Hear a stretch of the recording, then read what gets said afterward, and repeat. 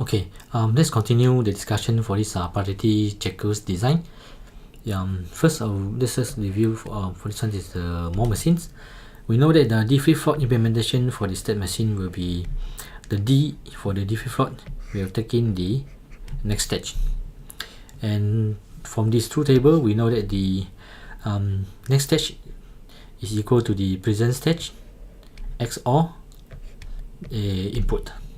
So now we need to find out what is the Y we've related to all the inputs here. As you can see, the Y is 0, 0, 1, 1. A very quick so-called the look at for the truth table over here. You can see that the Y is just directly equal to the present stage. This is also the basic for this more machine. So now we know that the next so-called current stage is equal to the output. If we do the implementations, we can derive the equations. Then this is D will be equal to Y XOR X. And this is the equations that we need to implement for this small machine. How about for the milling machine? For the milling machine, for D flip-flop implementations, is also the same things.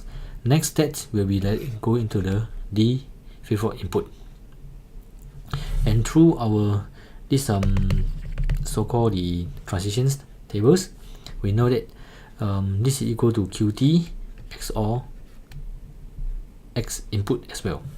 Now we need to find out the relationship of the Y with all the input.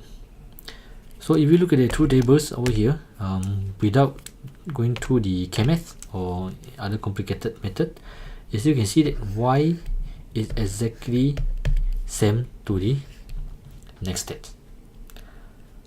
So this is the Y is just equal to the next stage. So we can derive our so-called the equations over here. Immediately we know that D will be into the Y, and this is equal to the QT XOR X, and this is equation that we need to implement.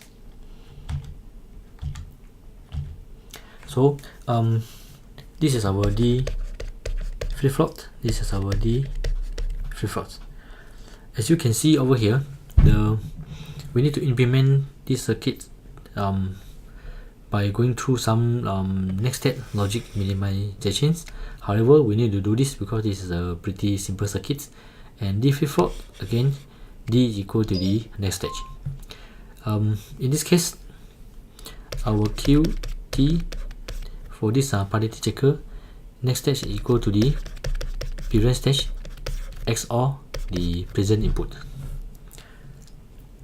So we have the XOR circuit, this is our XOR, and we have this input, and it is our QT, right? So and then this is our QT plus 1, which is going to the D input. So and our output over here, this is our current, and then with the clock signals going to the D flip-flop. So as you can see that the more and the memory have the same circuit configurations. This is our X, and this is our to the XOR is current stage, this is our XOR also, and then our input to the flip-flop D is QT plus 1, this is our next stage, right? So now as you can see over here, what we need to do is that to find where is the output. It's very clear that for the more machine, output is equal to the so-called current stage.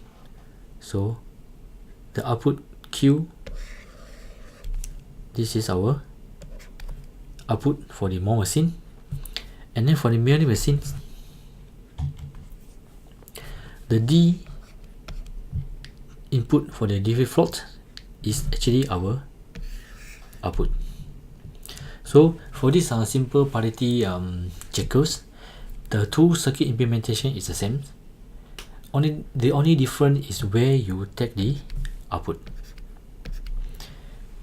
As you can see that the manual machine take the input from Q and X, and for this more machine, the output is actually taking the input from Q directly only. This is how we implement the design using the flip-flop. So let's just do a quick summary. The final step design process. So you must specify the problems with words. You need to do examples. Example, design a circuit that detects 3 conservative 1 input. We are going to take this one as an example later on. We must draw the state diagrams, then assign binary value to each of the states, and then we must also develop a state table, or the so-called the state transition tables, and then use the KMS to simplify the expressions as usual combination logic design. We then select a proper flip-flop input, right? In this case, in this course, we only focus on the DFF, and then also the equations. And then we also later on for the circuit implementations, we create the appropriate logic diagrams using this combination logic and also the flip-flop. We'll be discussing the marine machines in this particular course. So we are going to discuss this circuit that can detect 3 conservative ones in the subsequent lessons.